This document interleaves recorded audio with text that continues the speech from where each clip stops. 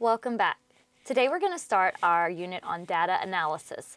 Data analysis is used in many different fields of life, so it's always a good thing to know, and you will use it from 4th grade on. You've already been using a little bit in 2nd and 3rd grade when you looked at pictographs, bar graphs, anything like that where you're comparing data. So in data analysis in 4th grade, we're going to look at frequency tables. Frequency tables is basically just where you're asking a question and you want to know how many times a response is given. So if I ask my students how many books they read over the summer, some may say 5 books, some may say 1 book, some may say 0, and I would create kind of like a frequency table or a chart using tally marks. So we're going to look at one here in just a minute, and we're going to look at the frequency table where there was a problem and it said Hannah had asked the classmates in her class how many books they read last month. So I'm just going to create a little frequency table here.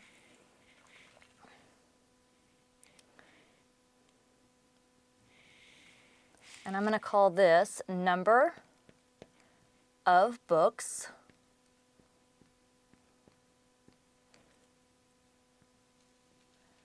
and I'm just going to make this the tallies. So that will be your tally marks for the students that have read those books. So one of her classmates said that he had read 8 books. So I just put 1 in the tally mark for 8 books. Another one of hers said that he read 5 books. Another one read 4 books.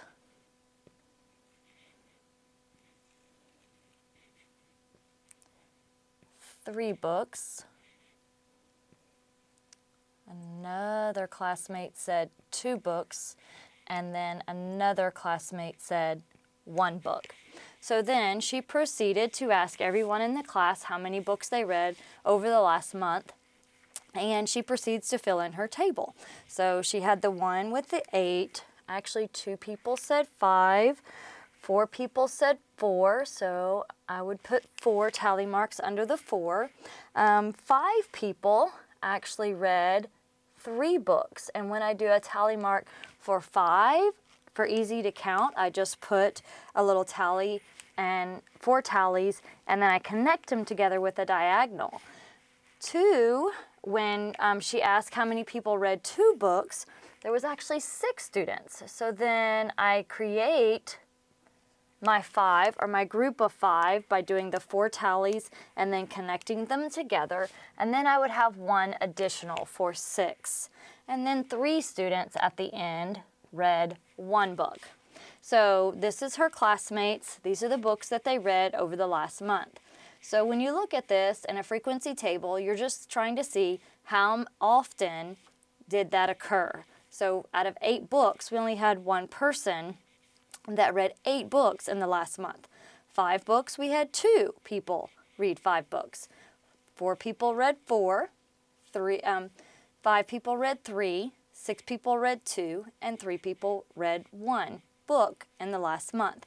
And that would be an overall. Now, you would basically go back and ask yourself how many people were surveyed, how many classmates does she have? How many people did she ask? And that would be your total. So this would be the number the frequency that how many times it occurred, and then you would also have your total. So I would just come in here and say 1, 2, 3, 4, 5, 6, 7, 8, 9, 10, 11, 12, 13, 14, 15, 16, 17, 18, 19, 20, 21. So there are 21 students that were asked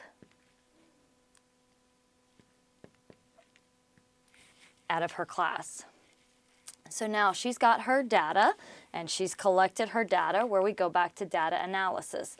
Now she's going to take what she found out in her frequency table, and she's going to turn it into a dot plot or a line plot.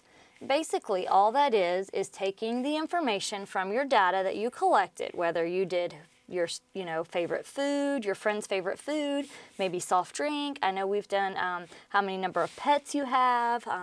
So those are different types of data analysis that you can gather, and then you can basically create your own. So now we're going to look at what she collected. This is Hannah's class and how many people read books in the last month. And now we're going to turn it into a dot plot. A dot plot can also be called a line plot. And when it's called a line plot, it's basically meaning that you're putting dots basically on a number line. So I'm going to create my little number line here.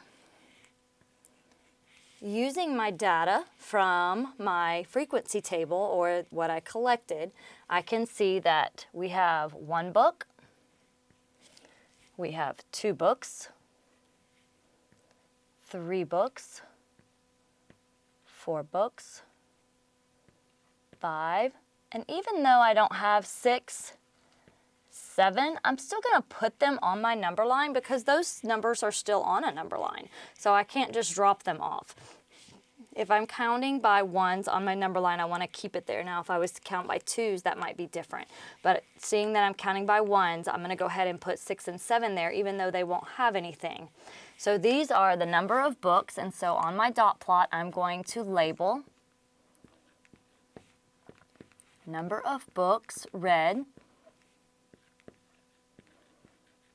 And you can call it something that you've wanted, other than what you wanted to. It's your dot plot, it's your line plot, it's whatever you wanted to call it. But I'm going to say that this is the number of books that are read. So to fill in a dot plot, or what they sometimes call a line plot, I'm going to take the information. So for 1 book, we had 3 students that read. Out of the 21, we had 3 students. So sometimes you'll see it as a dot. Sometimes you might see it as an X, sometimes you might see it as a little book. It's all different, but normally you'll see it as a dot or maybe even an X. So for 2, I am going to have 6 dots based on my data. So I'm going to do 1, 2, 3, 4, 5, and 6. For 3, I'm going to have 5, 1, 2, 3, 4, and 5. For 4, I'm going to have 4 dots. 1, 2, 3, and 4. For 5, I'm going to have 2. And I'm going to try to keep them in line. You don't have to be exact, but just so that you don't look like you've got 1 little dot and 1 big dot, you want to make them try to be as symmetrical as possible.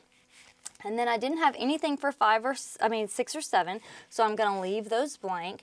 And then I'm going to go over to 8 and put 1 dot.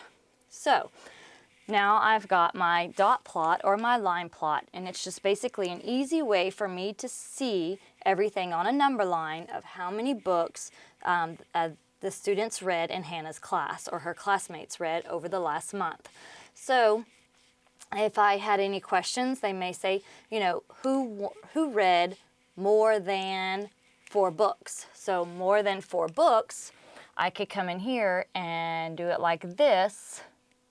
And I could say, okay, 1, 2, 3, 4, 5, 6, 7 students read more than 4 books. So it's just an easy way to be able to count. Sometimes I'll take my line all the way up just so that I can see what am I looking at, what is it asking me when I look at my question.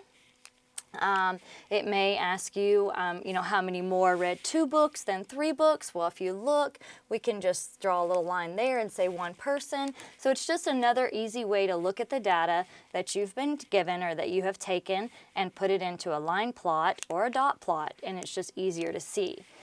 Now, one of the vocabulary words that I put on your Google slide was an outlier. This would be your outlier. The reason that this is an outlier is because it's odd. It's different. It's not the same. It doesn't really group with the other numbers. So the 8 would be your outlier. It's your number that's out to the side. It's kind of your odd number. It's the one that stands out. So it's called an outlier. Now you won't always have an outlier when you are looking at dot plots and line plots, but in this case we do have an outlier. So reading 8 books was not normal to everyone else in 1 month. So this must be a heavy reader or someone that really loves books. So this is just basically another way to lie out your data that you've taken and your frequency table and turn it into a dot plot. So if you have any questions, please feel free to email Miss Dyer, but you also have a practice page on dot plots that you can use in Google Classroom. Thank you.